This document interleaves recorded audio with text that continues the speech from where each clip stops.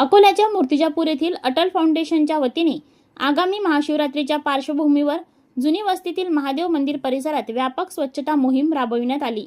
या उपक्रमांतर्गत मंदिर परिसराची सखोल स्वच्छता करण्यात आली। सभा मंडप, गर्भगृह परिसर, प्रवेशद्वार तसेच मंदिराच्या आजूबाजूचा भाग स्वच्छ करण्यात आल्याने संपूर्ण परिसर स्वच्छ व प्रसन्न झाला असून भाविकांमध्ये समाधान व्यक्त होत आहे। यावेळी बोलताना अटल फाउंडेशनचे पदाधिकारी विष्णू लोडम म्हणाले, मंदिर हे केवळ दर्शनाचे स्थान नसून साधना आणि आस्थेचे प्रतीक आहे। पंतप्रधान नरेंद्र मोदी यांच्या स्वच्छता ही सेवा या संकल्पनेच्या अनुषंगाने शहरातील मंदिर स्वच्छतेचे कार्य हाती घेतले आहे। अटल फाउंडेशनच्या वतीने शहरातील प्रत्येक मंदिराची स्वच्छता करण्यात येणार आहे।